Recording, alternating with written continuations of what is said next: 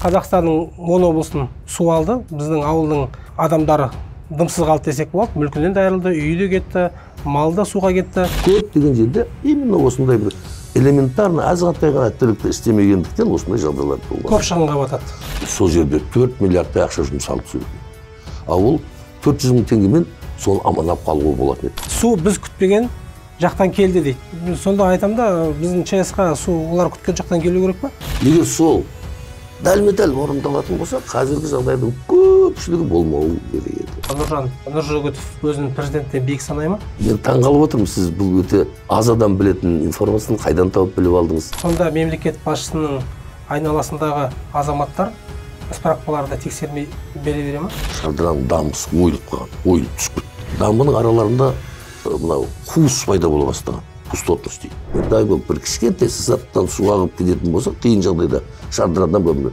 Кішкентай су ағса, бір литр су ағып болса, перелеп болып, болды оны ұстап тұра алмайсыз. Онда жол жөнекей Түркістан, Қызылорда жоқ дей беріңіз. Бұл жөнінде ұлттық қауіпсіздік комитетіне, үкіметке, сол кездегі президентке бір емес бірнеше жазбаша түрде жазғанбыз, айтқанбыз. Нәтиже?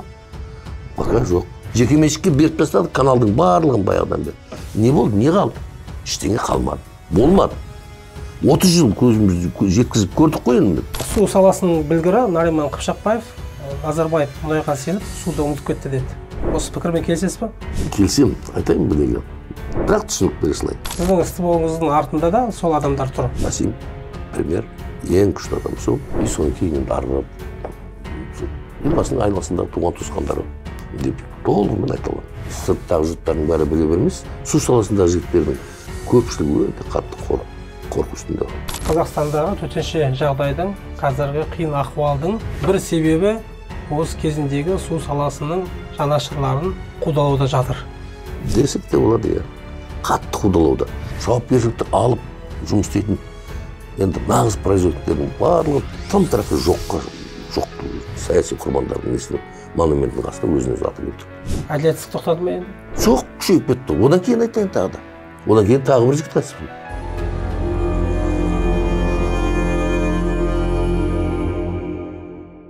Ассалаумағалейкум, Адал Адам YouTube арнасының көрермені. Мен журналист Дәурен Сейтжанұлы.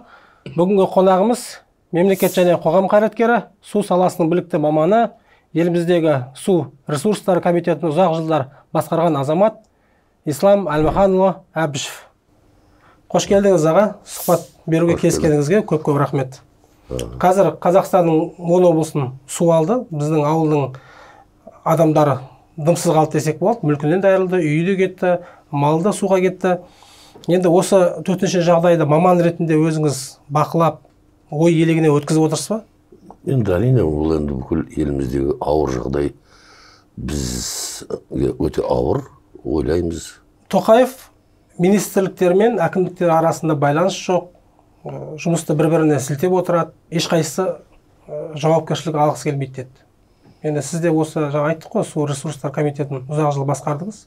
Сіздің кезегінде де осы Тоқаев айтқан қиындықтар кездесті ма? Қандай деңгейде болды? Біздің билікте, үкімет билігінде осы жауапкершілікті өзіне алу деген мәселенің ол кезде де бар болатын, аз болатын, қазірде ол аз. Жауапкершілік алмаған жерде жауапты жұмыста болмайды. Нақты жұмыс болмайды. Бұл өте бір қиын мәселе. Мен сол жауапкершілікті ала жүріп, ақыр аяғында енді мен жауапты болдым. Мен оған өкінбеймін. Ол дұрыс айтады президентіміз.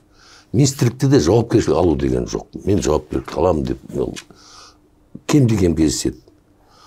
Әкімдіктерде де сол кем-де-кем кездеседі. Қандай жауапкершілікті алмайын десе де, облыстың әкімінің өзінің жауапкершілігі бар, аудан әкімінің өзінің жауапкершілігі бар, ауыл әкімінің өзінің жауапкершіліктері бар.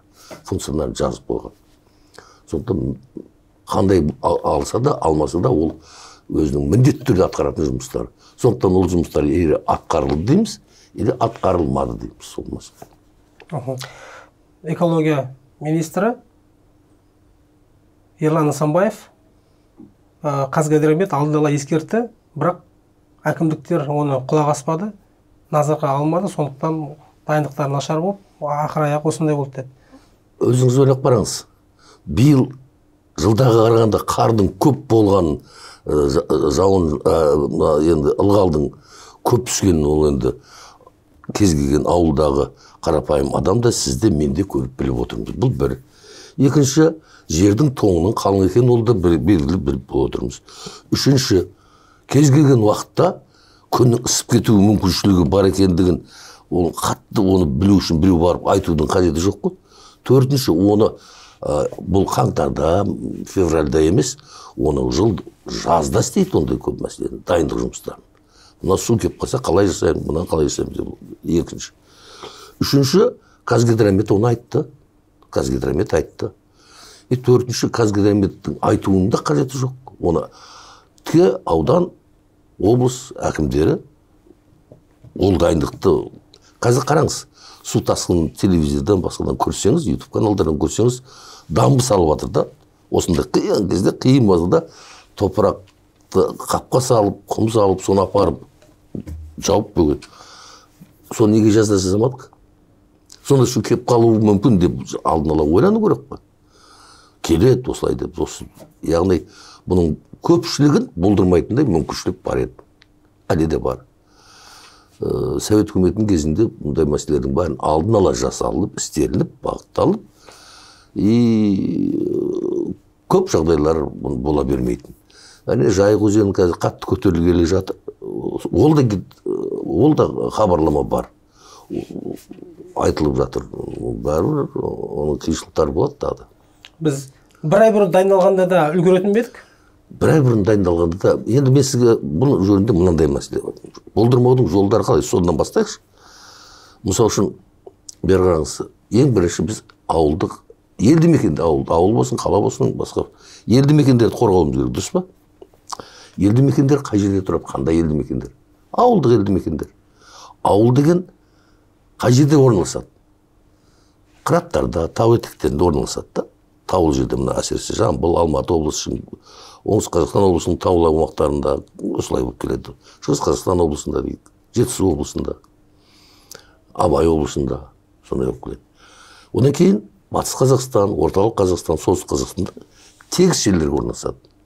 Енді сондай қыратты жерде орналасқан елді мекеннің су келетін жағын білу үшін көп ақылдың қажеті жоқ қой. Су осы жақтан бастап қаптап келетін болса, судың келетін жағына тиісті белдеулер қойып, дамбы яғни. Сөйтіп суды бағыттап, елді мекенін арғап өткізіп жүруге болады.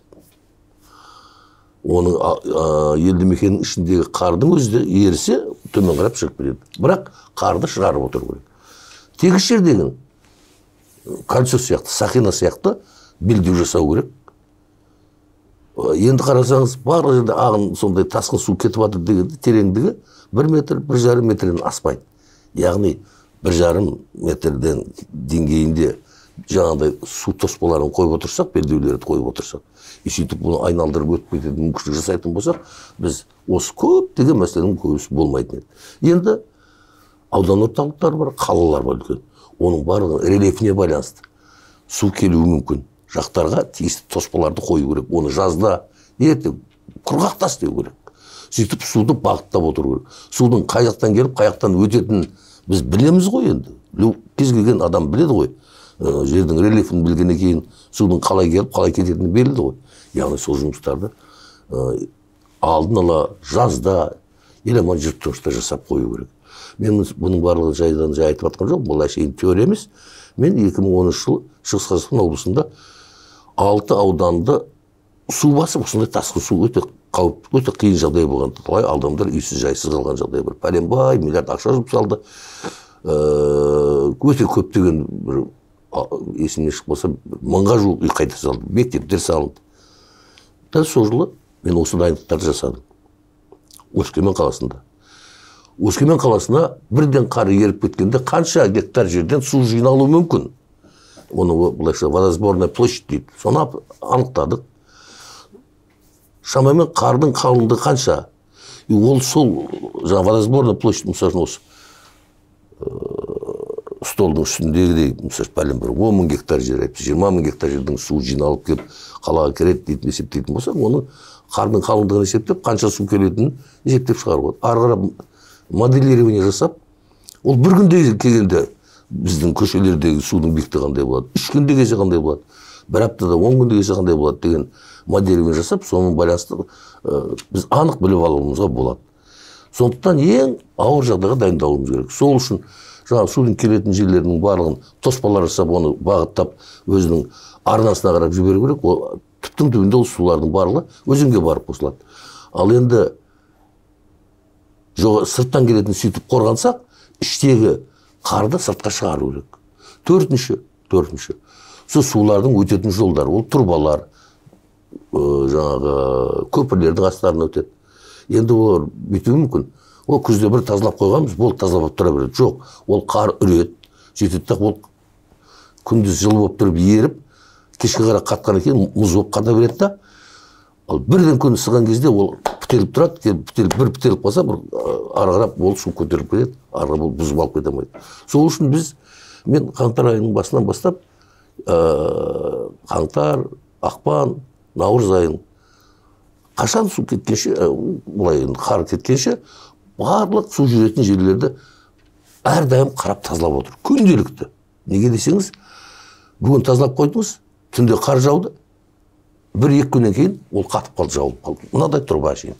Сол тұрбаның өзі көп мәселені бүлдіріп кетуі мүмкін. Сондықтан біз тестен ыстық сумен әкеліп үрдіріп, қарап дейін отыр. Март айының 18-дерінде күн қатысып кетіп Шығыс Қазақстан облысында, 6 ауданда жаңағыдай су басты, Өскемен қаласында бір тамшы да су болған жоқ. Ешқандай зиян келген жоқ. Сонда мен 60 миллиондай ақша шығардым. Сол кезде сол қар шығарып атқанда мені мынау ұйықтан келді, енді мына қарды шығардым деп ақшаны жеп жатыр деп талай мені әр саққа жүгіртті. Мен бірақ өзімнің не істеп жатқанымды білдім и солай жасадым да. Кейін мен сол облыстағы төтенше жағдайлар қаланың әкімі болып тұрсам да, менің статусым бойынша онда болмаса да, менің бұрын оңтүстік Қазақстан облысындағы тәжірибемді ескеріп, үкіметте Масимов премьер-министр, енді ол кісі емес, бірінші премьер-министр Шукеев Өмірзақстаевич, мен ол кісімен бұрын жұмыс істескем. Сол кісі маған сол штабтың бастығын еді, төтенше жағдайлар штабын сол облысты басқардым. Сол кезде сол бірінші ауданда себебін іздеп, бірден себебін іздедім. Себебі жаңағы Совет үкіметінің дәуірінде дамбылар болған. Мұны ауыл тұр мына жерде. Мынау қырат былай келеді. Мына жерден ауылдан 7-8 километр жерде бүйтіп дамбы салынған. Сөйтіп айналдырып әкеледі да, мысалы Көкжыра деген өзенге түсіріп қойған мына судан. Мынау таза. Соның дәл сол жердегі дамбы бұзылған, бір 15-20 метр бұзылған. Судың бәрі жиналып келгенде осы жерден келді да, сол Көкжыра ауылын алып кетті. Шәнтікейде солай болды. Көп деген жерде именно осындай бір элементарно азғантай ғана тірлікті істемегендіктен осындай жағдайлар туылған. Көп шығынға батады. Сол жерде 4 миллиардтай ақша жұмсалды сол жерге. Ал ол 400 мың теңгемен соны аманап қалуға болатын еді.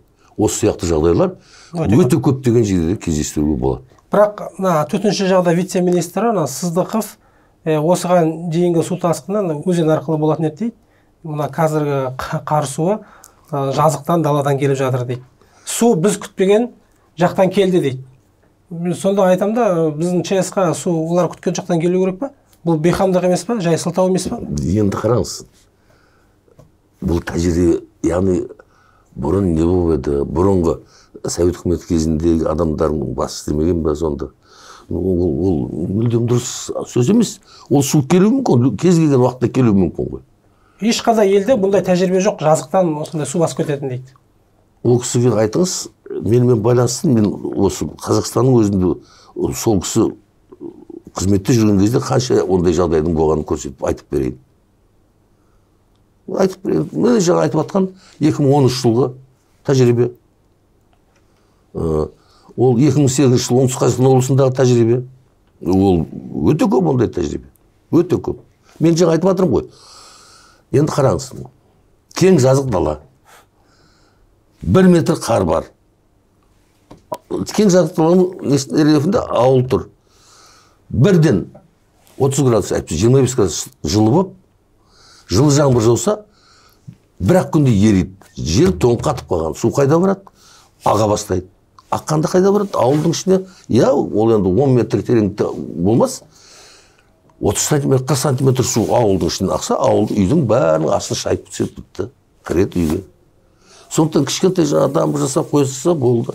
И ауылдың ішіндегі қарды сыртқа шығарып қойса, қандай болсын. Сонда жаңағы вице-министрдің айтатын әңгімесі емес қой. Енді ұяттау болған екен. Енді кейбір ауылдарда жаңағыдай сіз айтқандай кальцио қылып, сақина қылып құрғап қалған жағдайлар бар екен. Мен көрдім. Енді қараңыз, ең қызығын айтайын бұның.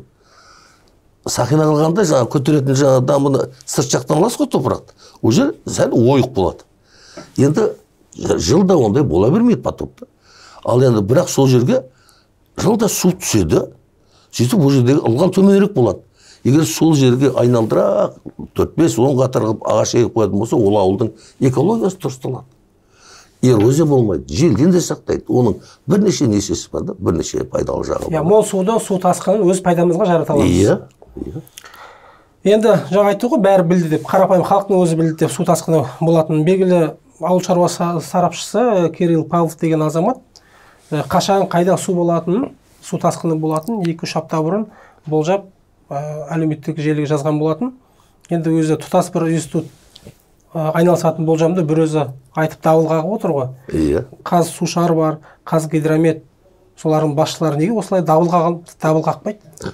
Қазгидрометтің болжамдарында ол болжам бар. Ол енді дабыл қағып, айқай шу шығарып, блогер емес, басқа емес, арнайы официально жіберіп отыр. Арғырап енді содан қарап әркім қорытынды шығару. Ал енді Қазсушар ол болжам жасайтын емес, ол қай өзенде қандай су бар, қандай тоғанда қандай су бар, қандай су қоймасында қандай көлемде су бар, ол Қазсушардың жауапкершілігі өте үлкен жауапкершілік бар. Айтайын ба неге? Сіз жаңа нені білесіз ба? Қызылағаш трагедиясын. Білем. Өте жақсы білесіз. Сонда бар болған ойда 33 миллион километр су бар, су қоймасы жарылып кетті де бір елді мекенде тала жоқ бұл жерде. Енді қайтыс болғандардың саны да әжептәуір болды да. Енді жалпы кейінгі бір 50 жылдан астам, біз білетін 60 жылдық тарихта ең ауыр жағдай сол жерде болды да. Қарағандыда да болды кішігірім. Соның екеуі де сол су қоймалары жекеменшік су қоймалары. Соның екеуіне де бассейн инспекцияның мамандары предупреждение берген. Мынау дұрыс емес, мына режимді ұстамаңдар, бұдан төмен ұстаңдар деген предупреждение берген, бірақ тыңдамаған. Ал енді Қазсушардың балансында жаңағы Қапшағай бар мысал үшін да. Қапшағайды қарап отырды. 17 миллиардтай мысал үшін. Бұқтарманның регулировкасын жасап отыр, 45 миллиардтай. Шулбаныкі бар, 3,5 миллиардтай. Шардара су қоймасы бар, 5 миллиардтай, 200 миллион. Одан кейін оның астында Көксарай бар, 3 миллиардтық сыйымдылығымен. Соның барын регулировка жасап ұстап отыру өте үлкен біліктілікті талап етеді. Құдайға шүкір деп айтайық, осы енді 34 жыл болып жатыр ма тәуелсіздігіміз, осы жылдың ішінде бірде-бір республикалық меншіктегі су гидроқұрылымдардың кесірінен су апаты бірнеше болған жоқ, оны болдырмай та қойсын. Сондықтан оларды кінәлап, мен сол жақта қызмет істегенім үшін емес, шындықты айту керек бәрібір да. Сон қаншама өзіңіз білесіз, сол тәуелсіздің алғашқы жылдарында айлық алу қиын болды, пенсия алу қиын болды, ондай объектілерді қаржыландырмақ түгілі. Соған қарамастан көп адамдар сол жерде өмір бойы істегендіктен қалып қойды, олар соны сақтай білді, и бірде-бір рет апатқа жіберген жоқ. Сондықтан біз оған шүкіршілік жасауымыз керек, олардың қажырлы еңбегін бағалауымыз керек. Өзіңіз ойлап көріңіз, кішкентай ғана 33 миллион километр судан бір ауыл жоқ мүмкін. Дай болып бір кішкентай сызаттан су ағып кететін болса, қиын жағдайда Шардарадан бөлінді. Кішкентай су ағса, бір литр су ағып болса, перелеп болып, болды, оны ұстап тұра алмайсыз. Онда жол жөнекей Түркістан, Қызылорда жоқ дей беріңіз. Аралға барып, бәрін сыпырып апарып, айтқан жерде білші олай болмасын. Сондықтан ол өте қауіпті. Сондықтан ол мына қазір болып жатқан ана қар суының еріген қар суынан болып жатқан бұл жағдайлар да. Оны жаңа сіз айтқандай, оны көріп біліп, сәл-пәл управлять етуге болады. Ал анау, оны управлять ете алмайсыз. Ештеңе жасай алмайсыз. Ол мүмкін емес ол үшін. Ал бірақ соны, сол мамандар 30 жылдан астам, 34 жылдан бері ешкім ештеңені білмей кеткен, не бір, мына қараңыз, не бір заводтар жоқ болып кетті, не бір, соған қарамастан олар сондай өте қауіпті стратегиялық маңызы бар гидроқұрылымдарды өте тастай қылып жұмыс істеп отыр. Сондықтан біз оны бағалауымыз керек. Шардараның бөгеттерінің беріктігіне сенесіз ба? Ол жаңа өзіңіз айттыңыз, ол жарылса Шымкент кетеді, Түркістан облысы кетеді, Қызылорда облысы түгел суда астында. Бұл әңгімені қозғадыңыз, мен сізге айтайын. Кезінде мен өзім басшылық жасап тұрған кезде осындай бір көктемде Шардараның дамбысы ойылып қалған, ойылып түсіп кетті. Енді онсыз да біз енді монитор жасап қарап отырмыз, содан кейін более тщательно, өте терең зерттеу жасадық. Дамбының араларында мынау қуыс пайда бола бастаған, пустотность дейді. Сөйтіп қысқасы не керек, оны біз өте тыңғылықты қарап, тыңғылықты жөндеп шықтық. Да, арнайы бөлінген қаржы болған жоқ. Жалпы өз сол ұстап тұруға арналған қаржыларды үнемдей отырып, тиімді пайдалана отырып, оны өте бір жақсылап істеп шықтық. Одан кейін оны қайттан проект документация жасап, сейсмичность бізде көтерді ғой. Сөйтіп 8 балғама көтерді, соған лайықтап қайттан істеп жасап қарап шықты оны. Сондықтан оның сенімділігі мықты, жақсы деп айтуға болады. Бір мәселе бар, бір үлкен мәселе бар. Сіз енді білесіз бе, білмейсіз бе, 1969 жылы өте көп су келген. Сол су келгенде инженерлердің осында үлкен су қоймаларын жоспарлағанда 100 жылда бір қайталануы мүмкін. Әйтпесе 500 жыл, 1000 жылда бір қайталануы мүмкін болжамдарға жасай отырып жасайды, құрылыс жасайды. Сонда мынау жаңағы Шардара су қоймасына өте қатты көп су келгенде қалай жағдай болады деген жоспарлап отырып, ар жағында Арнасай дейтін впадина, сай жері бар. Сол жаққа гидроузел қойған. 2600 км секундына су жіберетін. Қысқасы 1969 жылы март айынан бастап өте көп су келді. Ал енді негізі су қоймасы вегетационного характера. То есть ол күзде, қыста, көктемде суды жинап, жаз бойы суды егіске пайдалану үшін қойылады. Яғни марттың аяғында ол толды. 5 миллиард объемына береді. Сол кезде жоғарыда қатты жауын шашын болып, өте қап. Қысқасы сол жылы есімнен шықпаса 40 миллиардқа жуық су келді. Бірнеше есе көп су келді. Сол кездегі судың барлығы Арнасай гидроузелі арқылы, гидроторап арқылы Арнасайға жіберді. Сөйтіп, үлкен Арнасай көлі пайда болды.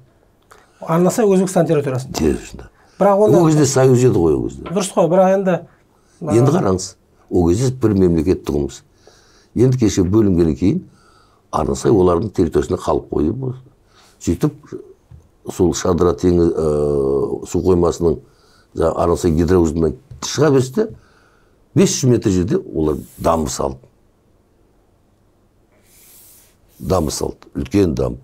Енді мына гидротораптың өткізу қабілеті, яғни пропускная способность 2600 км емес, 600 куб болып қалды. 600 куб болды. 2000 кубтай пропускная способность жоқ. Енді 1969 жылғыдай су келетін болса, біз білмейміз қайда жіберетінімізді. Міне осы қауіп бар. Бұл жөнінде ұлттық қауіпсіздік комитетіне, өкіметке, сол кездегі президентке біз қызмет істеп тұрғанда бір емес бірнеше жазбаша түрде жазғанбыз, айтқанбыз. Одан кейін де мен айтып жүрмін. Сондай қауіп қатер бар. Нәтиже? Пока жоқ. Қауіп қатері бар сондай. Яғни, 100 жылда бір рет келетін болса, 2019 жылы 50 жыл болды. Білмейміз қай жыл ол қайталанып қалуы мүмкін екенін. Егер ол қайталанбай ақ қойсын, қайталанатын жағдай болып қалатын болса, жаңағы Шымкент, Түркістан, Қызылорда облысынан айырып қаламыз. Батыс Қазақстан облысында да жағдай қиын. Қазір төтенше жағдай жарияланды. Орал қаласының іргесіне келді. Ондағы адамдардың бәрі қазір көшіріп жатыр. Біразын көшіріп тастады. Адамдар енді құжаттары мен киімін алып үлгерді ғой, азын аулақ. Енді тағы да су көтерілуі мүмкін деп жатыр жақындарда. Ресейдегі Орынбор облысындағы Ерекле деген су қоймасынан артық суды ағыза бастады. Енді біздің мамандар ресейлік әріптестермен сөйлеспей ма? Алдын ала оған күні бұрын осымен айналыспады ма? Қазір жағдай өте ауыр. Ол мәселе мынада. Оны ол Ресейдің мамандары да дәл осындай болады деп ойлаған жоқ. Енді оны мамандар біз ешқайда жібермей, сендерді жағдайын ойлап жібермей отырамыз деп, олар да отыра алмайды. Өйткені су төмен қарап ағу керек. Оларды енді қараңыз, мәселе мынада ғой. Кез келген су қоймасы ол суды не үшін жинайды? Жазда пайдалану үшін жинайды. Сондықтан наурыз айының аяғына, апрельдің басына таман ол өзінің ең жоғары деңгейдегі су деңгейін әкеледі көпшілігі. Өйткені ары қарап су болмай қала ма деп ойлайды да. Сондықтан ол наборысады, бірақ жаңағы көбірек су келді, сонымен ол артық суды жіберіп жатыр. Басқа ештеңесі жоқ. Жібермеске оның амалы жоқ. Жоқ. Біз оған да дайындық жасаған жоқпыз. Енді дайындығымыз қалай? Дайындығымыз біреу ақ. Енді негізі бұл жерде мынандай мәселе айтуға болады да. Судың жаңағы өзеннің поймасына, яғни жайылымына водоохранная зона, водоохранная полоса дейтіндер бар. Қазақшасын. Ол жерлерге күрделі құрылыс салуға болмайды. Өте көптеген күрделі құрылыстар, яғни үй, жай бірдеңелер салып тастағанда, коммерциялық нысандар, жеке үйлер, көп этажды үйлер салып кетуге болуы мүмкін. Міне осының барлығы өте үлкен қателік. Бізде келетін артық суды өз игілігімізге жарататын жағдай жасалмаған. Ол басқа әңгіме. Ол басқа әңгіме. Мен сізге айтайын, дәл осы жағдайды мінекей. Біз қақсап жүріп, өте қақсап жүріп, мынаны қараңыз. Шардара су біздің Сырдария өзені деген бар ғой. Ол 4 мемлекетті аралап өтеді ғой енді. Қырғызстан, Тәжікстан, Өзбекстан, Қазақстан. Сырдария өзені. Біз ең соңындамыз. Сөйтіп, мынау ерте кезде салынған кезде оны күз, қыс, көктем айларында жоғарыдағы Тоқтағұл, қазір Бақыр Ташик дейді, Тәжікстандағы, Андижанск, жоғарыдағы су қоймаларына күз, қыс, көктемде су жинайтында жаз бойы жіберіп отырып суға пайдаланатынбыз. Тәуелсіздік алғаннан кейін әр мемлекет бөлік кетті. Сөйтіп, әркім өзінің қалағанша пайдаланатын болды. Қырғыздарға қыста жылытуы жетпейді. Газы жоқ, мазут жоқ.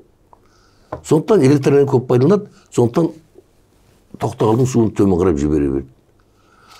Қыста бізге су керек емес кезде келіп, біз төбемізден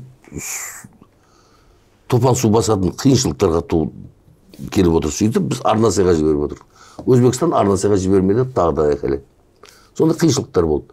Сол үшін біз өкіметке шығып жүріп, Оңтүстік Қазақстан облысында мен сөйледі бірінші орынбасар болып жұмыс істеп жүрген кезде қайта шығып түсіндіріп жүріп, Көксарай контррегуляторы, яғни артық суды жинап алайық деп біз осыны жасадық. Қазір мынандай жағдайдамыз біз қазір. Ол сіздің идеяңызбен іске асқан ба? Енді менің жалғыз өзімнің идеям деп айтуға болмайды, енді ол көпшіліктің ойындағы жүрген тірлік. Енді тек қана біз инициатор болдық деп айтсам, дұрыс айтқан болармын. Соны өкіметке түсіндіре біліп, жеткізе біліп, соңғы Өмірзақ Естаевич Шүкеев президентке сол кезде жеткізе түсіндіріп айта біліп, оның өте маңызды екен, қажет екендігін. Сөйтіп, енді қараңыз, сол кезде біз мынау өзі судың өзі өте қажетті табиғи ресурс қой, таза су.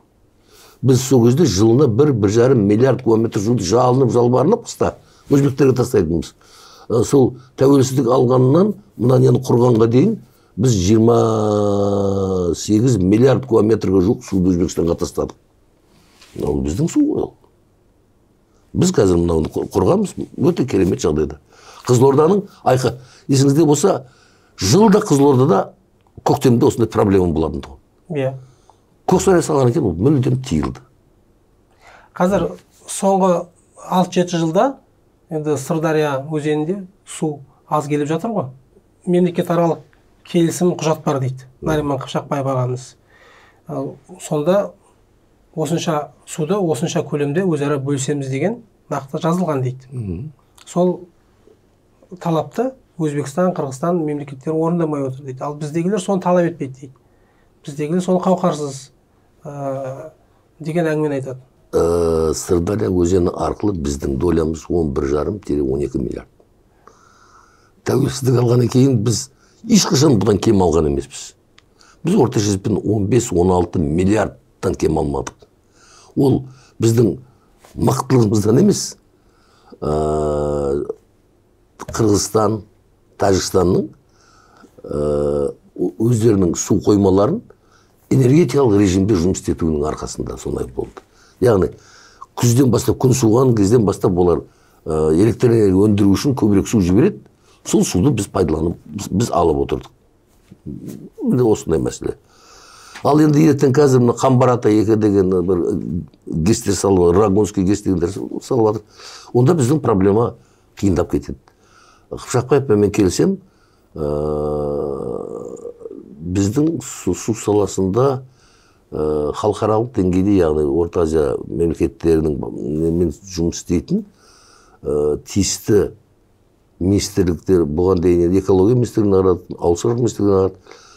Соған жауапты министрдің орынбасарлары су саласынан вообще хабары жоқ адамдар болды.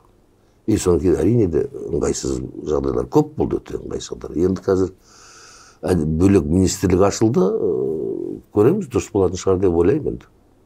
Иә, сол Өзбекстан, жаңағы Тәжікстан, Қырғызстан елдері біздегі жаңағы су саласымен айналысатын мамандарының жағдайы қандай екенін және су саясатының дұрыс еместігін біліп отыр деген де пікір бар. Әрине. Өкінішке орай күні бүгінге дейін примерно солай болып келді. Мамандар, жұмыс істемеген мамандар жұмыс істеп жүрді. Енді осы жерде бір сұрақ туады. Нұржан Нұржігітов Жамбыл облысында әкім болып тұрғанда қарқынды жұмысымен көзге түспеді. Су тапшылығы орын алып, егіншілер зардап шекті. Көрші қырғыздармен де дұрыс мәмілеге келе алған жоқ.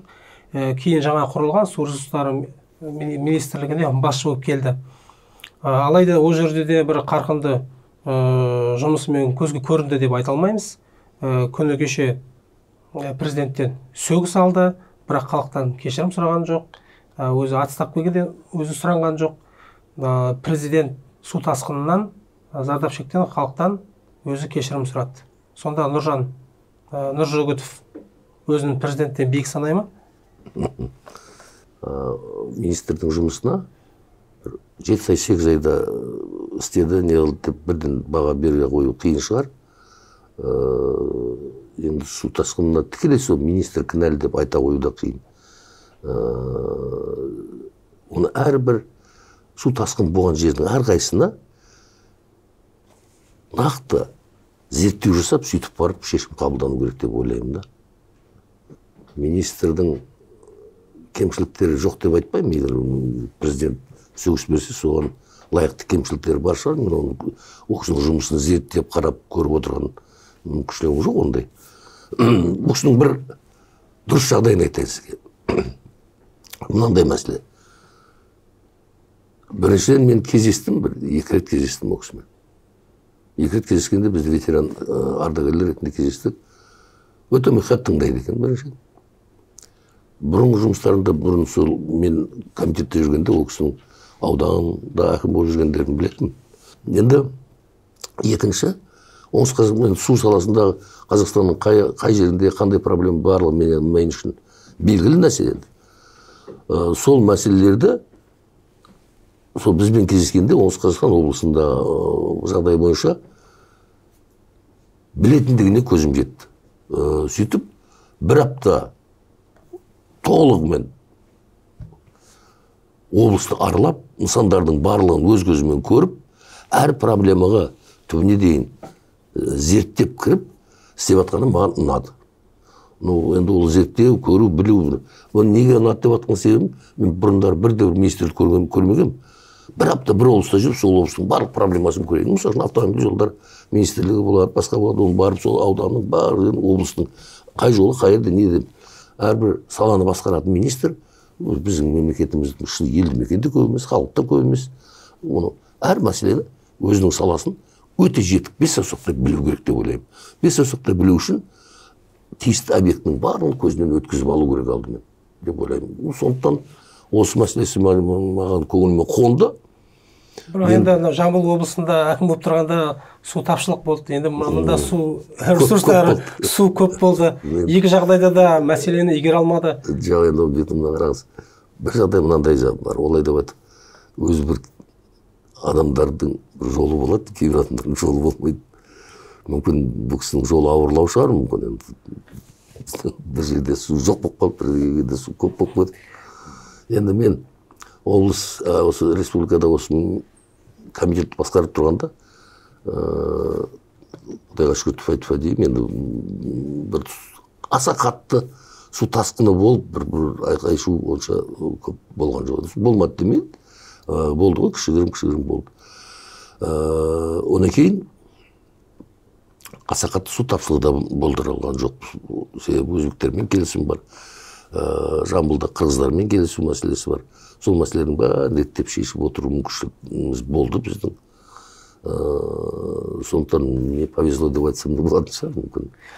Жаманатты болған жоқпыз. Енді Нұржан Нұржігіптің орынбасары Болат Бекнияз, су ресурстары вице-министрі ғой енді. Қазақстандағы су мәселесі осы кісіге де қарап тұр десек болады енді. Оған де ол халықаралық аралды құтқару қорының басшысы болды, алайда оның сондағы қордағы жұмысына қоғам белсенділерінің, мамандардың, аралға жанашыр азаматтардың көңілі толмайды. Риза емес, қысқасы. Бекнияз өзінің пайдасына ғана жұмыс істеді деп есептейді олар. Тек USAID-тың қызметі ғана табысты болғанын айтады. Арал тағдырына жүрдім бардым қараған адам осындай министрліктің бірінші орынбасарына қалай тағайындалады, қалай орынбасары болады? Министрдің орынбасары деген алып жұлып производственный жаңа жауапкершілік басында айттық қой, жаңа жауапкершілікті ала біліп, жауапкершілікті өзіне алып, тәуекел рискіге барып, жұмыс кету жағы сәл кемсін болуы мүмкін. Енді мен жұмыс істескен кезінде солай деп мен ойлайтын. Ал бірақ жаңағыдай крахаборлығы, жеке өзінің пайдасын ойлау, ол кісіде ондай жоқ. Кезінде өзіңіздің орынбасарыңыз болды ғой? Иә, мен айтып жатырмын ғой. Сондықтан мен айтып жатырмын. Өте глубоко порядочный, өте бір ғылымға бейім адам. Ал министрдің орынбасары ол производственный болу керек. Ол рисковать ету керек. Ол шешімі жоқ жерде шешім таба білетін адам болу керек та. Бұл кісінің производственник деп айта аламыз ба, Бекниязды? Мен қатты производственник деп айта алмаймын бұл кісіні. Қатты производственник деп айта алмаймын. Бір ғылыми, бір сондай теориялық мәселелерді жақсы меңгерген. Енді мен производствода алып жұлып алып кетеді деп айта алмаймын. Нұрсұлтан Назарбаев қауіпсіздік кеңесінің төрағасы болып тұрған тұста су мәселесі қаралды. Шардара су қоймасы бұзылса, Өзбекстанды су басады деген әңгіме айтылды. Оған бұл мәліметті өзінің жанындағы нөкерлері берген. Сонда сіз ондай жағдайдың болуы мүмкін емес деп айтқансыз. Себебі Өзбекстан жері жоғары орналасқан, о жаққа қарай су көтерілуі мүмкін емес дегенсіз. Сонда мемлекет басшысының айналасындағы азаматтар справкаларды тексермей бере ма? Енді олардың қайтып беретінін білмеймін мен. Осында оқиған болған рас қой? Мен таңғалып отырмын, сіз бұл өте аз адам білетін информацияны қайдан тауып біліп алдыңыз? Ол мынандай болған. 2012 жылы мен осы қызметке тағайындалдым. Сөйтіп, жаңа айттым ғой, барлық жерді қарай бастадым. Барлық, осы суға қатысты канал бар ма, өзен бар ма, су қоймасы бар ма,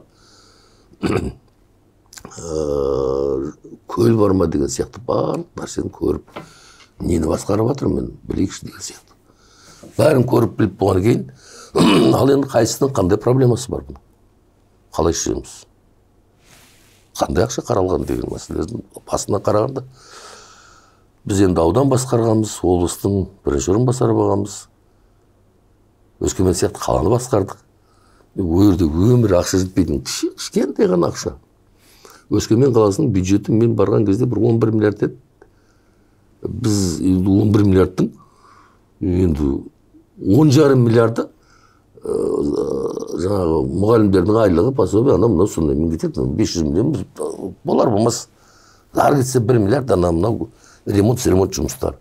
Мына жерге келсек 90-100 миллиардтың құрылыс жұмыстары түзілді.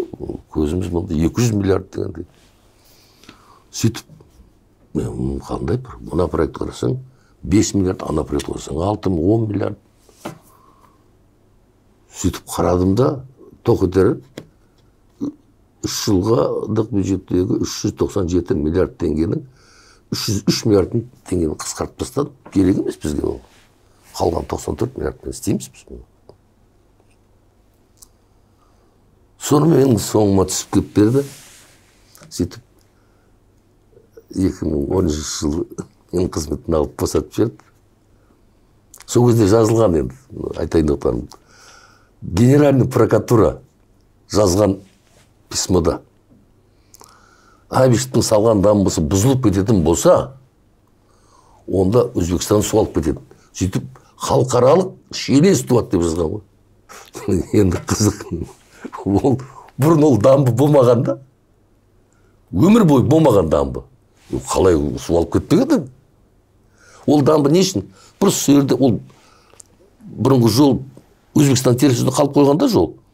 Сондықтан тура сол жаңағы водохранилищенің жағасына жол салу үшін істелген де енді.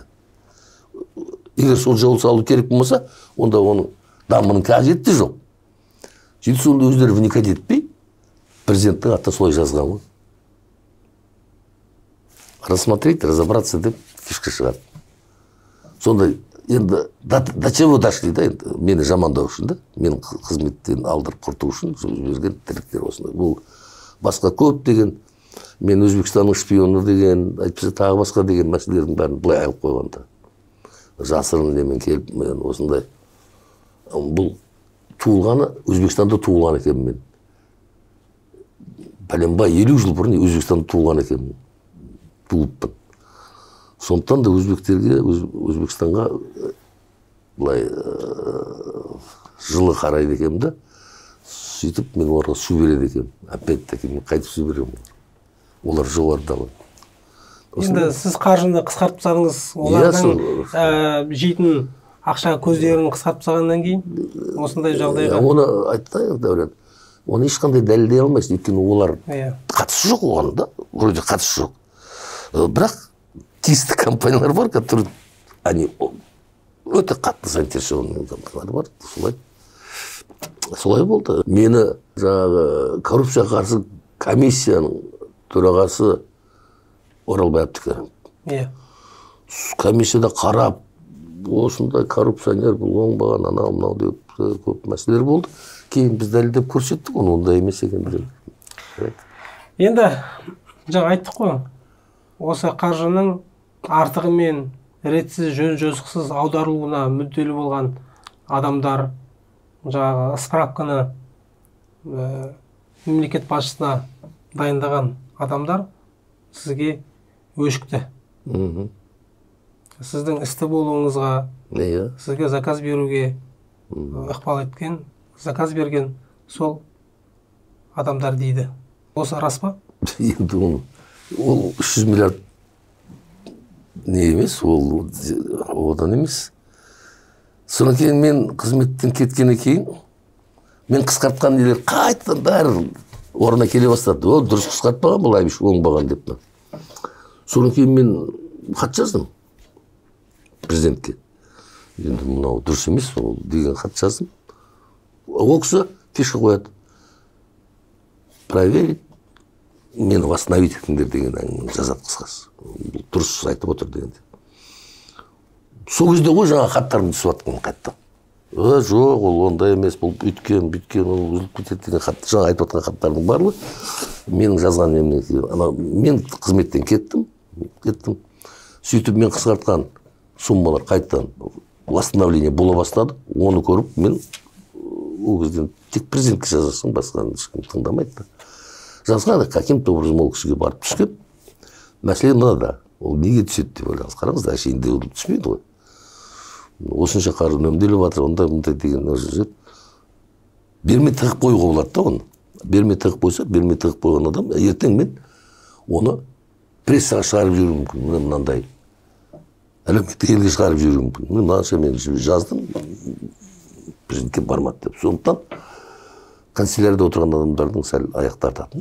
Сондықтан оны жіберейік жаңағыдай. Үлкен қаржылар. Ол көреді, оқиды. Сөйтеді айтады, осы су саласындағы білікті маман, жұмысы дұрыс босатылмаған, қызметке алыңдар. Бірақ сол кезде генеральный прокуратурадан, КНБ-дан, Сырбардан, сыртқы барлаудан, Финполитнасбюродан менің үстіме әбден нәрсе жаза береді ғой. Ондай еді, мұндай еді, іс қозғалған, үйтіп жатыр, бүйтіп жатыр. Мен ұстап алған ештеңе жоқ, ешнәрсе жоқ. Сол сөйтіп, одан кейін мемлекеттік бағдарлама дайындайды, мен жоқ кезде. Сразу тез-тез дайындайды. Сөйтіп 1,5 триллион 4-5 жылда, одан кейін 8 триллион ақша жұмсалатын болды бұл салаға. Мен оны көремін да, бірден премьер-министрдің сайтына масқара, бұл дұрыс емес деген әңгіме жазамын шыға. Оны 2 сағат болады да, оны алып тастайды. Сол кезде время деген кәсіп бар ғой, қазірде бар шығар енді. Соның бір корреспондент көрді, алып алады, сөйтеді маған звондайды. Сіз мені сайтқа осылай жаздыңыз. Біз соны көрдік, уже алып тастады. Интервью бересіз бе осыны? Жарайды, берейін деп. Интервью жаздым, интервью шығады. Шумгам, қатты айқай болып, сөйтіп мені қайтып қызметке алады. Қызметке келгеннен кейін Назарбаевпен сөйлесемін. Айтады, осының рас па мынау? Бір көп ақша артық мінеді деген. Рас па? Рас. Дәлелдей аласың ба? Дәлелдей алам. Не керек ол үшін? Ол үшін жарты жыл уақыт керек. И маған кадровый карт-бланш беріңіздер. Мен өзім қызмет істейтін адамдарды әркім тағайындап, мен өзім тағайындап, өзім алатын. Полный карт-бланш берілді.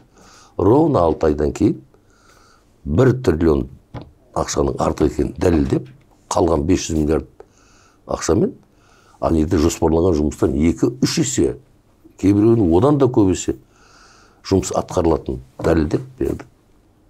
Қабылданды. Ол шай сөз емес, үкіметтің қаулысымен бәрімен бекітілген құжат. Артық ақша бөлдіру кімге керек болды? Енді ойлап көріңіз бұны. Бір министр жасай алмайды. Жай әкім ғана не алмайды. 1 триллион ақшаның артық болуы ойыншық деп отырсыз ба? Мен отырған жаңағы Масим, премьер, ең күшті адам сол. И соны кейін енді арырап, елбасының айналасындағы туған туысқандары деп толығымен айта аламын. Ол жердегі схема ұзақ уақыт алады, қандай схема болғанды. Ол схеманы мен өте жақсы білемін. Содан кейін менің соңыма түсіп жүріп, ақыры 2 жыл жүрдім, сол 1 триллионды қысқартамыз деп. Қысқартылып, қалған ақшамен біз әжептәуір жұмыстар атқардық. Сол жұмыстар қазірде істеп тұр. Демек? Сөйтіп, мені жаңағы алдында пара алды деп айыпталған, ешнәрсе жоқ болып, пара алуға оқталды дегенмен сотталдық қойынды. Оқталды деп сотталдық. Сіздің істі болыңыздың артында да сол адамдар тұр. Масимов, жаңағы семьяның өкілдері.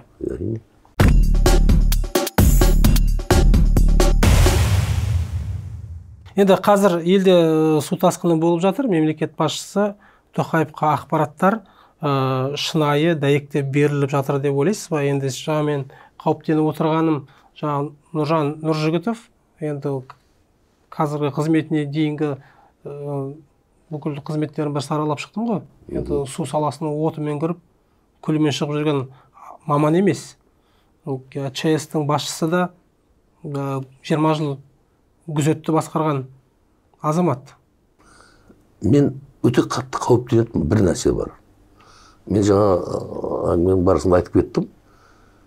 Республикалық меншіктегі үлкен стратегиялық гидроқұрылымдардың аман сау болуы.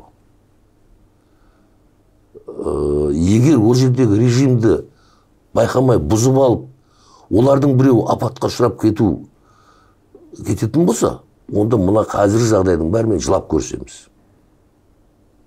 Түсінесіз бе бұл? Сондықтан мен өте қатты Алладан да тілеген болар едім, енді жігіттерге енді өздері де жауапкершілігі бар шығар. Сол үлкен стратегиялық маңызы бар гидроқұрылымдарды өте мұқият бақылап, өте сақ болу керек. Осылай. Ал енді мынау судың еріген қар мен жаңбырдан болатын тасқындарды енді оның ол да оңай емес, қиыншылықтары болғанмен аса мынандай өте бір адам өмірі өте қатты қауіпті бола қояды деп ойламаймын енді. Негізі спатқа кететін шығар, бірден жоғарыдан қатты жауын-шашын көбейіп кетпесе. Бұдан енді сізге тағы бір айтайын. 2016 жыл есіме шықпаса, 16 или 17, 16 жыл шығарсы керек.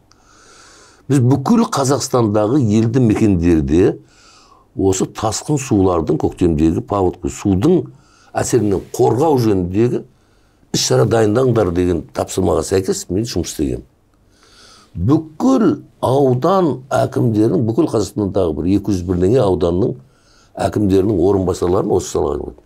Жеке-жеке қабылдап, ауыл әкімдерінің тиісті жерінде отырып, онлайн, өзде біз онлайн деген, мен байланысып, жұмыс істеп, іс-шара бекіткенбіз. Қай елді мекенде қандай жұмыстар жасалыну керек? Ол дайын іс-шара болған. Біз кейін сол бүкіл құжаттың барын дайындап, неге тапсырып бергенбіз? Төтенше жағдайлар министрлігіне бергенбіз. Оларда ол сол мәселемен алғашқы бір жыл сайын қадағалап жұмыс істелінді да, онан кейін оның бәрі қалды. Оны қайтып ешкім оралған жоқ. Өкінішке орай солай. 16-17 жылдар ол керек. 18 жыл сәл-пәл сомен айналысылды. 17 жылдың жартысы 18 жыл айналысылды. Болды, меніңше оны бәрі ұмытып кетті сол. Өкінішке орай солай. Егер сол дәлме-дәл орындалатын болса, қазіргі жағдайдың көпшілігі болмауы керек еді. Енді өзіңізді көріп отырсыз ғой. Қапқа құм толтырып, барып қойып жатырмыз. Оны неге былтыр жазда, осы жерден су келуі мүмкін. Осы жерге былай топырақ үйейді, бір бульдозермен жай ғана жұмыс істейтін нәрсе ғой енді қазір.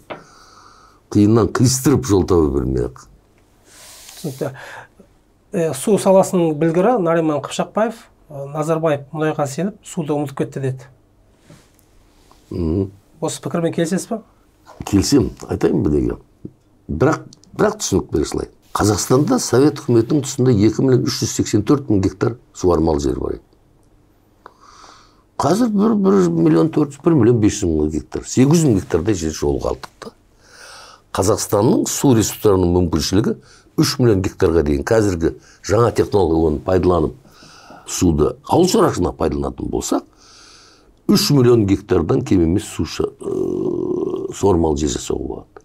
Суармалы жер дегеніміз, мынау суармайтын бағаралық жерден 100 есе өнімді көп береді. Сондықтан экономиканың үлкен бір саласы болып дамитын осы сала мүлдем қараусыз қалды деген 100% қосыламын. Бұның тағы да мен бұнымен өте қатты күрестім, өте қатты әрекет жасадым. Осы суармалы жерлерді қалпына келтіруіміз керек. Тағы да 1 миллион гектар жер қосуымыз керек.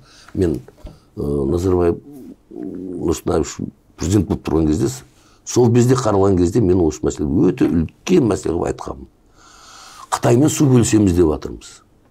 Ертіс өзенінің мұнан өте үлкен суға мол несін біз пайдаланбай жатырмыз, Нұрсынбаев. Ертең Қытаймен әлі біз бөлісіп, Қытайлар бізге әрдайым айтады, сендер су пайдалануға жоқ, Ресейге өтіп жатыр, солтүстік мұзды мұхитқа кетіп жатыр. Біз ала берейік, не аласыңдар сендер дейді. Су бөліскенде тарихи мынандай, фактически, яғни қазіргі жағдай қалыптасқан жағдайға байланысты су бөліседі, әйтпесе тарихи қалыптасқан жағдайға байланысты болады. Біз тарихи қалыптасқан жағдай бойынша суды бере-бер бізге дейміз да. Ал қазіргі қалыптасқан жағдай бойынша бердесек, бізге түкте су береміз, біз пайдаланып отырған жоқпыз осы. Сондықтан біз Ертіс өзенінің бойынан 1 миллион гектарға жуық жер ашуымыз керек. Ал ол мемлекет қолдамаса, оны әшейін болмайды ол мәселе. Сөйтіп 2012 жылдар жаңағыдай бір жұмыс істеп бір не қылып та оны кетіп қалып, 14 жыл қайтып келген кейін қайтадан бұл мәселені қатты көтердім.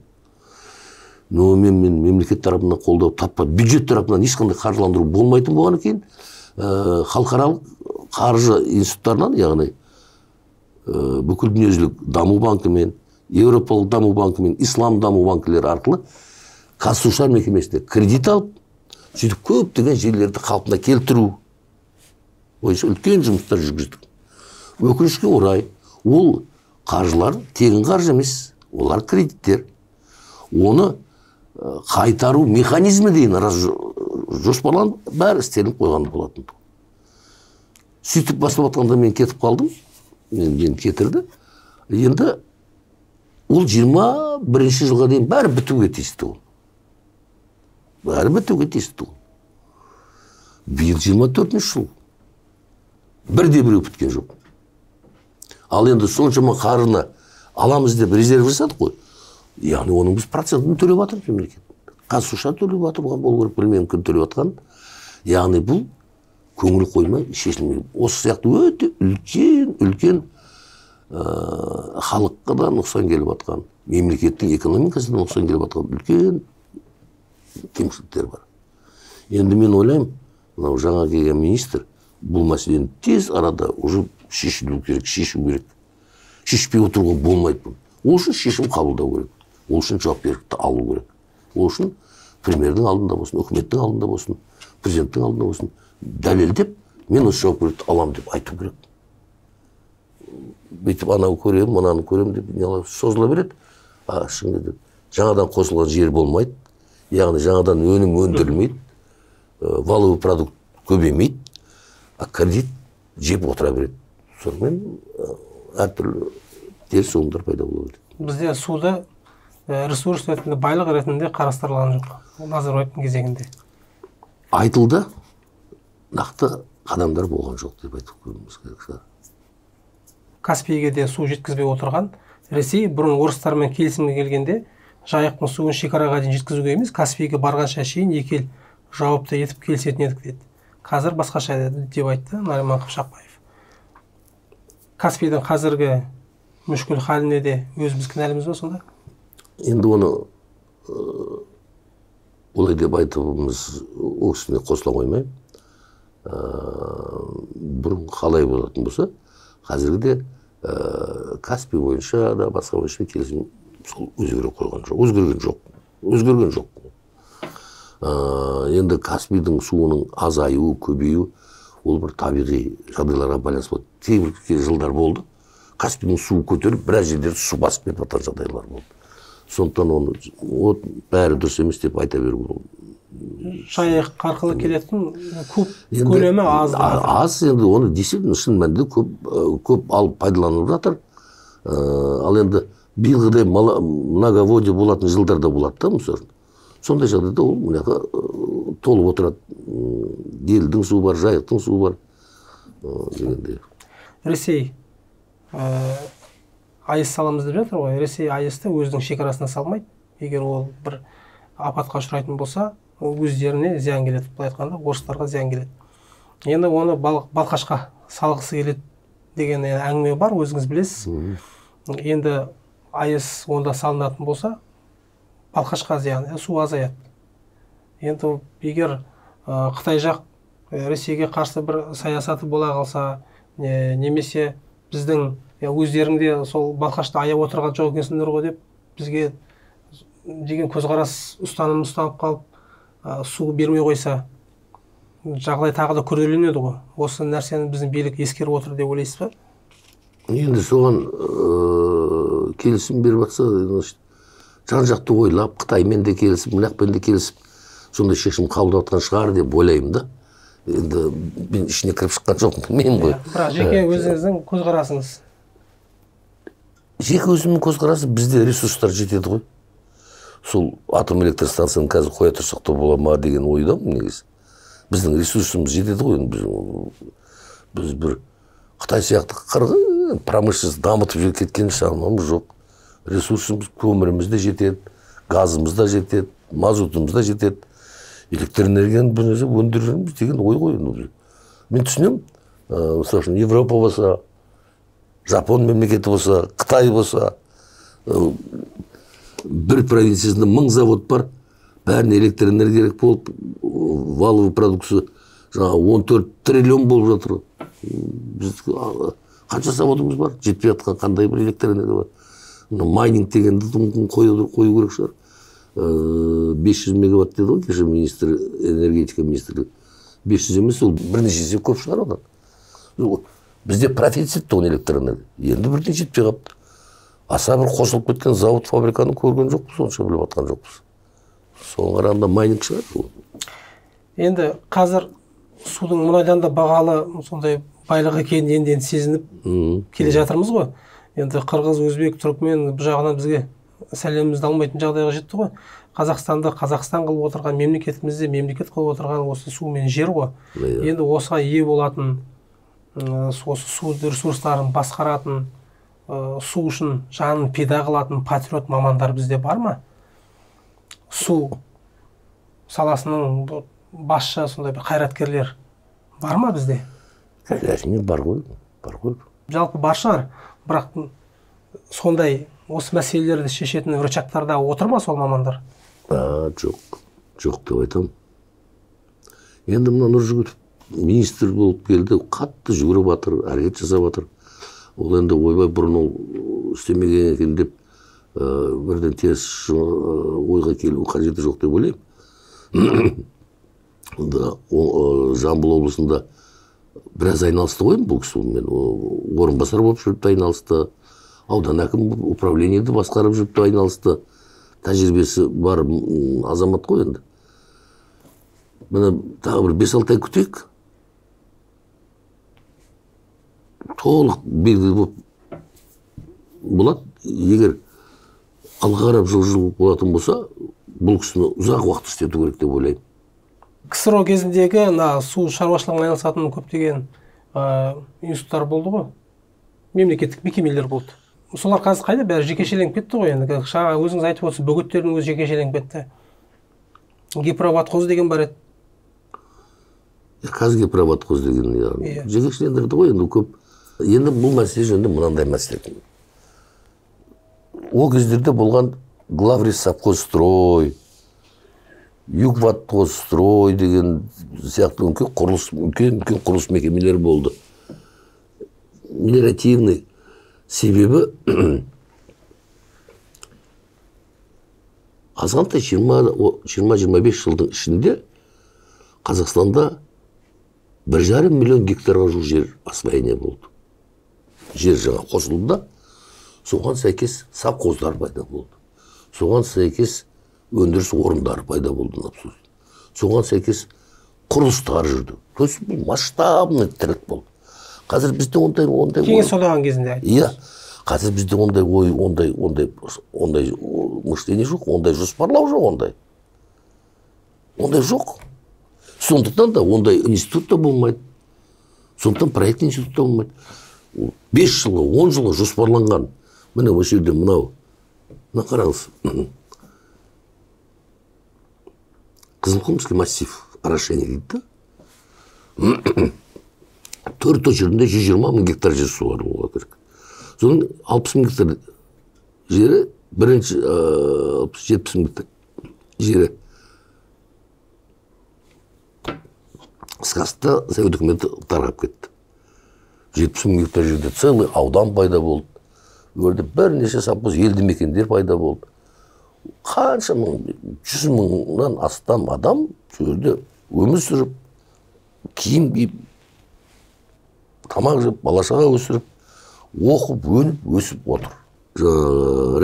Өсімдік шаруашылығында, мал шаруашылығында бірде комплексін дамып, экономика алғарап жылжып отыр. Жолдар салынды, көптеген каналдар салынды басқа. Ондай масштабный жұмыс жоқ қазір бізде. Енді былай дейтін шығар бізде. Нарық өзі реттей береді жоқ. Нарық реттегенде жоспарлау керек қой. Қараңыз, 34 жылдың ішінде біз одан айырылдық, ешнәрсе қосқан жоқпыз. Қазір бірімізге сілтеп отырмыз. Иә. Соның орнын толтырайық деп мен комитеттің төрағасы болып тұрған кезде бүкіл, енді қараңыз, мен 12 жылы 1,352,000 гектар жер болды. Ал болған 2,384,000 гектар жер. Сонда 1 миллион гектар жер жоқ деңізші. Қазақстандағы барлық сол 1 миллион гектар жердің бәрін обследование жасап шықтық біз. Ол біздің функциямызға кірмейді негізі. Ол жердің егелері өздері бар. Жаңағы жергілікті әкімшілікте, ауыл әкімі, аудан әкімі, облыс әкімі солар. Бірақ олардан информация сұрасаңыз, ешқандай жөнді информация келмейді. Бір сұрасаңыз былай келеді, бір сұрасаңыз былай. Статтан алсаңыз бір басқа, әкімшіліктен алсаңыз бір басқа. Соның барлығын әр массив баяғы Совет үкіметінің картасын алып, әр бір елді мекен, әр бір жердің бәрін гектарына дейін өлшеп, қарап, әр істелмеген канал, шықпайған скварынан барлығын зерттеп, 1 миллионға жуық гектар жердің қазіргі таңда востребованы. Яғни біз айтамыз, көреміз жерді. Істемей тұр. Неге істемей тұр? Канал бұзылып кеткен, гидроузел бұзылған, скварына бұзылған айтпесе. Ал хорошо, оны жөндесе, бұл жер кімдікі, ол сіздікі. Енді жерге су барса, егіп жұмыс істейсіз бе? Істеймін. Сөйтіп, инвентаризация, яғни түгендік жұмысын жүргіздік. Сөйтіп, 610 мың гектар жер востребованный болды. Яғни, да, су кесе біз оны істетке қосар едік деп. Сөйтіп, оны ауыл әкіміне қол қойдырып, аудан әкіміне қол қойдырып, облыстың сводныйын, облыс әкімінің орынбасарына қол қойдырып, жинап болды. Ал енді осыны іске қосуға кірістік. Мен таңғаламын соны. Ешкім, я министерство, я өкімет, дұрыс істепсін, осы қолдайып. Мен соған ақша сұрайым. Ақша берілген жоқ. Кім ол кезде өкімет басшысы сұраңыз? Сағынтаев болды, Масимов болды. Солар 1 грамм, осы істеу керек, ол дұрыс нәрсе екен мынау деген әңгіме жоқ та. Соны кейін берілмегеннен кейін кредит алып істеп отырғандың жағдайым ғой. Кредит алдырып істетіп отыр. Казватқозға.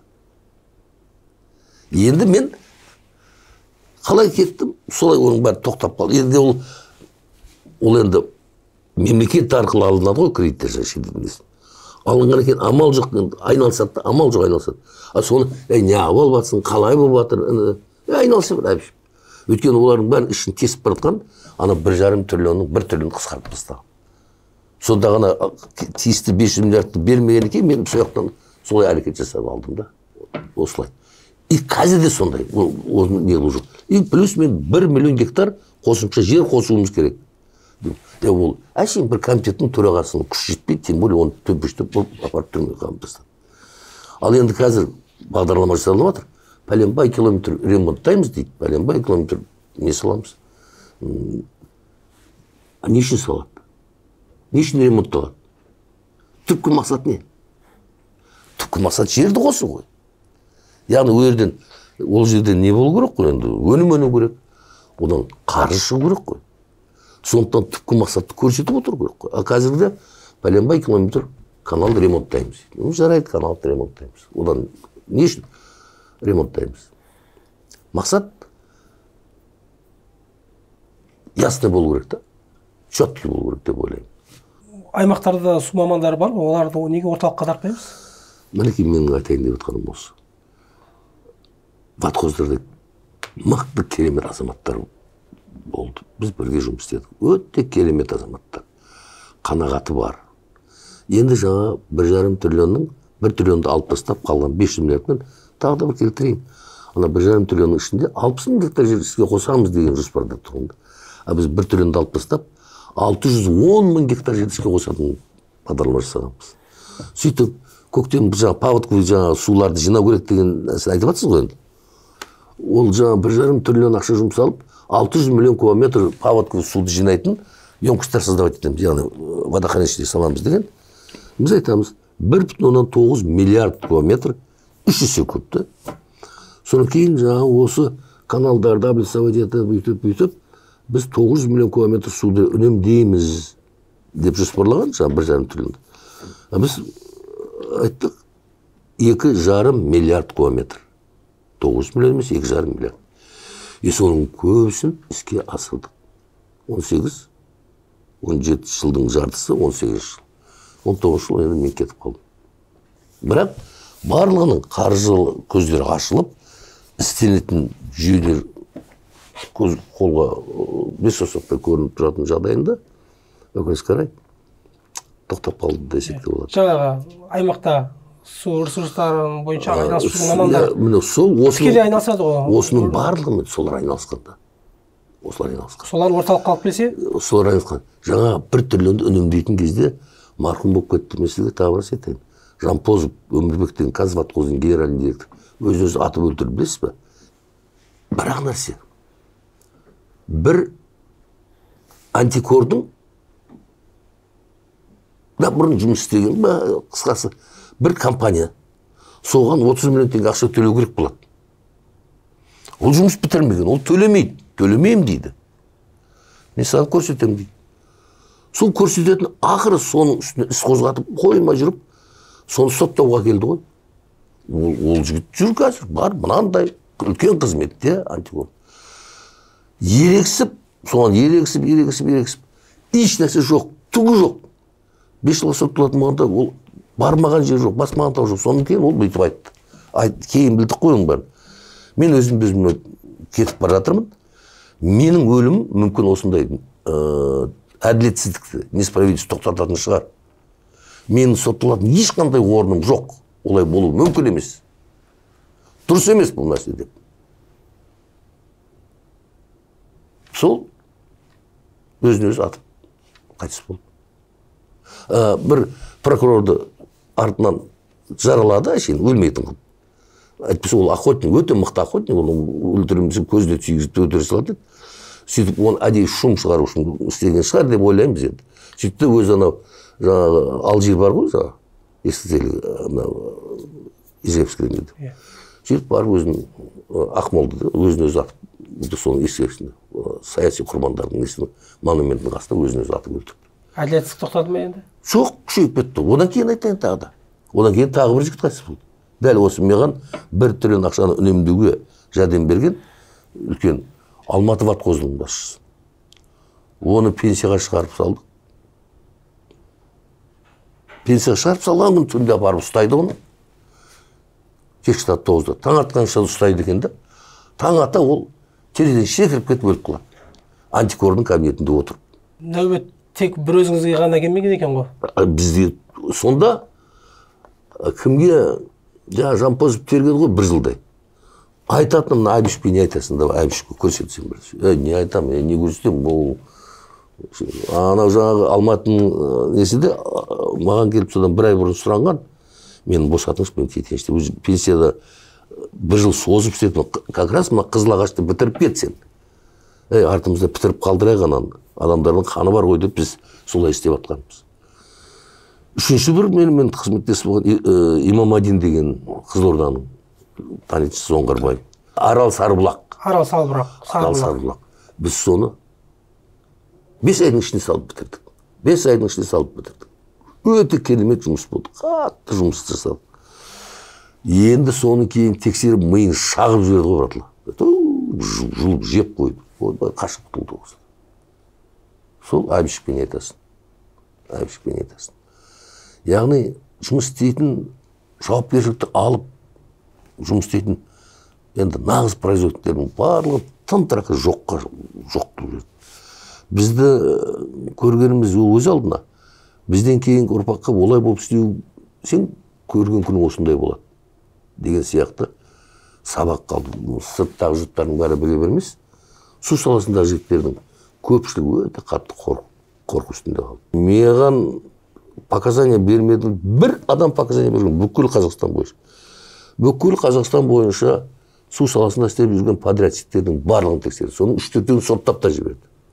Біреу алдық, бердік, үйтті деген әңгіме айтылған жоқ. Себеп ондай болғанда жоқ. Қазақстандағы төтенше жағдайдың, қазіргі қиын ахуалдың бір себебі осы кезіндегі су саласының жанашырларын қудалауда жатыр. Десек те болады, иә. Қатты қудалауда. Әсіресе Жампозовтың мәселесін енді нағыз классикалық пример. Қалай халыққа, мемлекетке, үкіметке қастандық жасаудың классикалық пример. Менікі де, оныкі де. Енді Алматы облысының Ватқозының екі адам қайтыс болды ғой енді достан. Біреу өзін-өзі атып отыр, екіншісі де, сіз сенесіз бе мысал үшін, жасы 64-тегі адам, өзінен өзі 64-тегі адамда, ойбай мен антикор ұстады екен деп, терезеден секіріп кетіп өзін тастап өлтіреді. Ол кісінің жүрегі ауырып, инфаркт алғанда, сөйтіп жұмыстан босатқанбыз, ауырып жүрмін деп. Кешке таман 9-да үйінен ұстап кетеді, 64-65 текісінде. Сөйтіп таң атқанша тергеу жасайды, таң атқанша тергеу жасауға да құқы жоқ қой. Ол конституциялық норманы бұзып отыр. Сөйтіп те оның кабинетінде тергеуші екеуі отырады да, өздерінің сияқты жас жігіт. 64-тегі секіріп терезеден түсіп кетіп өліп қалады екен. Мен ойлаймын, мен қателесетін шығармын. Қателеспеймін деп ойлаймын. Түйсігім толық айтылады. Что ол кісінің ана әділетсіздіктен, несправедливость, аналардың наездерін, оны басымызда өткізіп көрдік қой. Тепті балалармен қандай сөз сөйлейтін. Ана адам өте өмірі. Енді қараңыз, тағы бір нәрсе айтайын. Жампозов қайтыс болғаннан кейін Астанада пәтері жоқ онында. Осы жерде генеральный директор қолынан 100 миллиардтан астам жыл сайын ақша өтіп отырған адам Қосшыда Қазватқоздың 2 бөлмелі служебный пәтерінде тұрып сөйлеткен. Жамбылда, облыста строительство департамент управление басқарған, аудан, қалада әкім болған, әке шешесінің салған бір үйі бар, болды, басқа ештеңе жоқ. Жекеменшік мәселесі жоқ. Сол адамды коррупцияға неғып әбден қысып өзін-өзі атып өлтірді. И то уголовный істі тоқтатты по нереабилитирующим основаниям. Яғни өзі өліп қалғаннан кейін амал жоқ тоқтатты. Әйтпесе ол кінәлі дейді. Бір тиын ұстамаған, алмаған. Оның үстіне ол гидроузел, мен осы жерде тұрған гидроузел, 2,5 миллиард теңгенікі болған, біз оны 9 миллионға қысқартқанбыз. Кейін мен қызметтен кеткеннен кейін, оны қайтып 2,5 миллиардқа шығарған, содан кейін қайтып келген, қайтып қысқарып, соны бітіргенбіз. Соның 600 миллион дұрыс бермеген, 9 миллион 600 миллион дұрыс бермеген. Енді нағыз классикалық кәдімгі наглы адамды апарып түрмеге тығу деген сол бойынша біраз жігіттер сотталып кетті. Алматы облысында кеше 3-4 күн болды деймін. Ворошилов су қоймасын қоршап тұрған бөгет жарылды. Ақтөбе облысында да бір сондай соған пара-пара бір бөгет бұзылды. Бұларға неге бұрын жөндеу жүргізілмеген ба? Менің білуімше олар жекеменшіктің қолында болған. Солай ғой деймін. Басқаруға берген ба, сондай мен Ақтөбенің жөнінде сондай оқыдым да. Сондықтан мен оны жөндеу жүргізген даже мынау Ақтөбенің несінде. Ол енді мынау республикалық меншікте болмағаннан кейін мен енді оны онша біле бермеймін. Жалпы осындай суға қатысты стратегиялық кішігірім болсын, үлкен болсын, нысандарды жеке меншікке беру қаншалықты дұрыс? Ол үлкен стратегиялық объектілер, содан кейін межобластной объекттер, межгосударственный объекттер, мемлекетаралық, облысаралық нысандарды Қазватқозда қалдыру керек та, қалған облыстың ішіндегіні облыстық коммуналдық меншікке беру, облватқоз болу керек. Оның тиісті өйткені жергілікті жерде тезірек шешім қабылданады да, тезірек оперативный управление болады. Яғни жеке меншікке беруге болмайды оларды. Жеке меншікке берудің қажеті жоқ деп ойлаймын. Жеке меншікке берудің қажеті жоқ деп ойлаймын. Иә, көп проблема осыдан болып жатыр. Ол жеке меншікке ойып берген комплекс бір қолда болу керек. Жеке меншікке бересің ба? Бүкіл ватқозды бер. Бірақ енді тағы да айтамын, бұл жерде жеке меншік тағы да көп проблемалы тудырады. Қызылағаш жекеменшіктен болды, Қарағандыдағы жекеменшіктен болды, Ақтөбедегі жекеменшіктен болды. Енді осы примердің өзі жетеді ғой. Жекеменшікке беріп тастады, каналдың барлығын баяғыдан бер. Не болды, не қалды? Ештеңе қалмады, болмады. 30 жыл көзімізді жеткізіп көрдік қой енді. Нарық болса, нарық жөндеп алып кетпеді ме? Да, нарық ресторан жөндеп алып кететін шығар, кафені жөндеп алып кететін шығар, автозаправканы алып кететін шығар, базар, магазин, маркет, сәркет істейтін шығар. Мына стратегиялық мәселелерде мемлекеттің қолына ұстап тұрған нәрселер қалды ғой, тұр ғой мысар. Неге соны дұрыстап істемеске? Қызылорда облысында су қоймаларын салу бірнеше жылдан бері көтеріліп келе жатыр. Қарсылар бар, жақтап жатқандар да бар. Сіздің ойыңызша қандай, қай жағында болар едіңіз? Мынандай, Қызылорда облысында су қоймасын салатындай жер жоқ. Су қоймасы Қызылорда облысында салынса, ол тереңдігі аз болады да, площади көп болады. Ол деген сөз площадь испарения, яғни булану ауданы көбейеді, жерге сіңетін аудан көбейеді, яғни жоғалатын су көп болады деген сөз. Бұл жаңадан салынатын су қоймалары жөнінде әңгіме. Ал енді өзі бұрыннан жаңағы көл болып қалыптасқан табиғи нелер бар. Енді оны табиғи объект нысан болғаннан кейін оны сумен қамтамасыз етіп отыру керек деймін. Тұщы су көздері шектеулі. Енді ол азаймаса көбеймейді. Енді қазір Қазақстанның халқының саны 20 миллион, болашақта бұдан да енді көбейетіні анық қой. Қазірдің өзінде тұщы суды жеткізе алмайтынбыз, болашақта жағдай қандай болады? Осы нәрсе ескеріліп жатыр ма бізде? Мен сізге айтайын, тұщы су жетпей жатыр деген әңгімеге мүлдем қосылмаймын. Тұщы су жеткілікті. 2013 жылы Қазақстан су болмайды деген сәуегейлер айтушы 90 жылдар. Кейін 2015-ке шықты, 2020 шықты, енді 2030-да айтып жүр, 2040-да айтып жүр. Ондай сәуегейлерді мен айтқан болар едім. Мен комитеттің төрағасы болып тұрғанға дейін де бұл мәселелермен айналысқанмын. Аудан әкімі болып, совхоз директоры болып, облыс әкімі бірінші орынбасары су мәселесімен біраз көбірек айналысқан. Кейін Өскеменге барғанда да мен бұл мәселемен айналыстым. Мен бір сол кезде тапқан Қазгидрометтің 1881 жылдардан бастап патшалық Россияның кезінде гидрометеорологиялық өлшемдері бар екен, данныйлары бар. Енді біздің осы Қазақстандағы Сырдариямыз бар, Илеміз бар, Ишим бар, Есіл бар, Ертіс бар. Кейбір өзендердің 100 жылдық нелері бар. Көрсеткіштері бар да суының. Ең аз дегенің 60-70 жылдық. Сөйтіп су азайып кетті, көбейіп кетті деген әңгімені көбісі жалаң сөзбен айтады да. Біз соны неге қарап айтайықшы? Гидрометтің данныймен айтайық, 100 жылдық данныймен айтайық. Да, бұдан 100 жыл бұрында өте су аз болған жылдар болған. Бұдан 100 жыл бұрында өте судың көп болған жылдар болған. Сондықтан бір жыл азайып, бір жыл көбейген бірден айту қиын. Сондықтан 10 жылдық прогноздар, 10 жылдық қосып анализдер жасайды. Әр 10 жылда қалай болды, әр 12 жылда қалай болды, әр 7 жылда қалай болды. Қандай интервалмен алып көрсеңіз де, аса су азайып кетті, әйтпесе көбейіп кетті деп айту орынсыз. Сондықтан ауыз суға жетпей жатқаны, ол просто біздің дұрыстап жұмыс істемей жатқанымыз. Жүйенің ауыз сумен қамтамасыз ету жүйе деген бағдарламаның дұрыс еместігінде. Оның орындалуының дұрыс орындалмауында. Мен су ресурстары комитетінің төрағасы болып жүрген кезде үкіметке, парламентке толық ұсыныс жасағанбыз. Бүкіл халықты ауыз сумен қамтамасыз ету мәселесінің барлығын су ресурстары комитетінің жауапкершілігін мойнына іліңіздер. Егер біз 3 жылдың ішінде осы мәселені шешпейтін болсақ, біз кез келген жауапкершілікке дайынбыз. Бұрынғы жаратылған ақшалардан бірнеше есе ақшаны аз жаратып істейміз деп жазбаша түрде бергенбіз.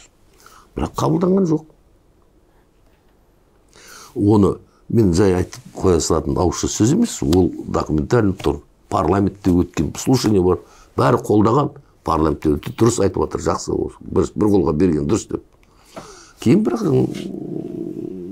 жеме-жем келген кезде ондай болмай шықты. Премьер-министрге кейін мен айттым, Сағынтай, мынаны істейіктен не аламыз? Облыс әкімдері қарсы шығып жатыр сізге. Сенбейді сізге. Біз Қызылорда облысында біз толық жұмыс істеп дәлелдеп жатырмыз ғой. Көп елді мекендер су беріп жатырмыз. Онда сөйерде семинар өткізіңіз. Сөйтіп дәлелдеңіз деп. Семинар өткіздік. Барлық облыстан шақырдық. Енді мен шақырған семинарға кім келеді жерге? Премьер оған қатыспайды. Қызық емес те оған. Содан кейін келеді, әнеден кейін бір ЖКХ-ның бір маманы бірдеңе келеді. Жарайды дедім, мен оны түсіндім. Әшейін мені былайша лақтырып. Мен хорошо дедім. Сөйтіп бәрі шақырып, сіз қайсы облыстан, Пәлен облыстан мамансыз, сіз осы мәселе жөнінде сол облыстың атынан келіп отырсыз ба? Иә, облыстың атынан келіп отырмын. Сіз осыған толық жауапты бола аласыз ғой? Иә, жауапты боламын. Значит, сіз шешім қабылдауға дайынсыз, дайын. Бәрін сондай протокольный видео фиксировать сөйтіп барып тұрып, біздікін дұрыс деген қолдау алдым. Бәріне қол қойдым, сөйтіп, примерге әкеліп бердім, бәрі қолдады. Онке инспектор қолған қойды. Олардың жіберген адамдар сондай суға, ауыз суға көзқарас деген оларда осындай. Замдар келмейді, ол қол тимейді, үлкен, более важный айналысады. ЖКХ управление басшысы келмейді осындай. Но бірақ күні бүгінге дейін ол шешілген жоқ. Шешілмейді де, жалғаса береді ары қарай. Себебі қайтып тозады, қайтып бармады, эксплуатация дұрыс емес, құрылыстар дұрыс емес, пайдаланып отқан материалдар дұрыс емес, негізгі подход дұрыс емес, эксплуатация жоқ. Осылай. Жалғаса береді. Сондықтан судың жоқтығынан емес, жұмыс атқарудың қырсыздығынан осылай болды. Елде осы апаттар болып, халық қиналып жатқан кезде биліктегі шенеуніктер отвлекающий маневр деген жасайды ғой.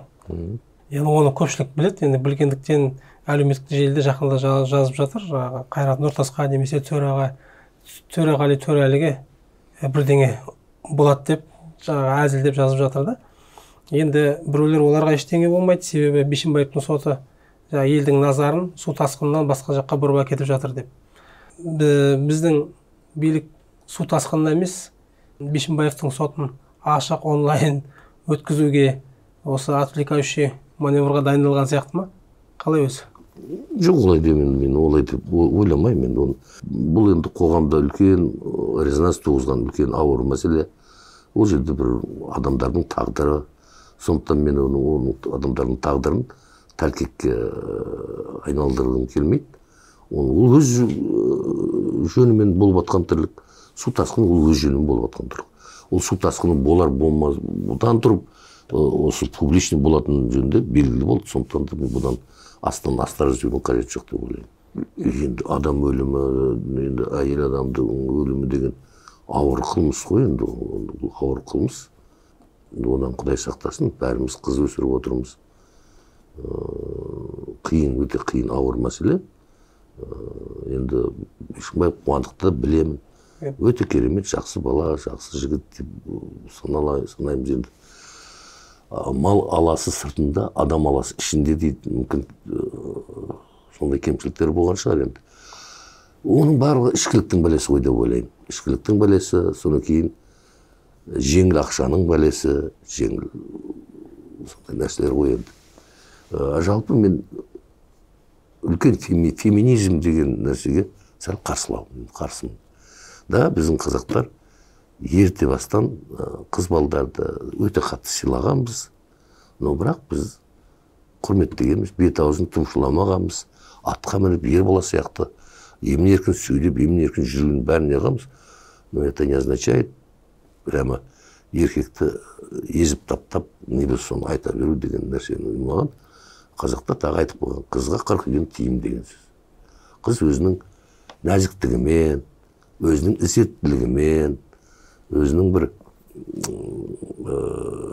сыйымен болу керек деп ойлаймын. Ол андай вульгарный болып, не болса соны қалай болса сөйлеп, қыз өзінің нәзіктігін жоғалтып қойғаннан кейін қалай болады? Алла оны нәзік қылып жаратқан ғой. Алла оны ана болуға жаратқан. Ана ең мейірімді адам ана. Бірде-бір жаман ана жоқ. Бірде-бір жаман ана жоқ. Кез келген ана. Ең мейірімді, ең жақсы. Сондықтан біздің қыздарымыз ана болуға дайындалу керек деп ойлаймын.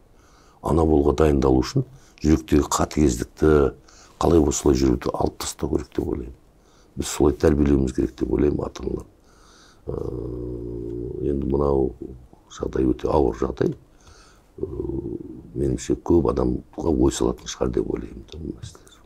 Енді сұхбатымыздың соңында, мен қазір елде су тасқыны болып жатыр ғой.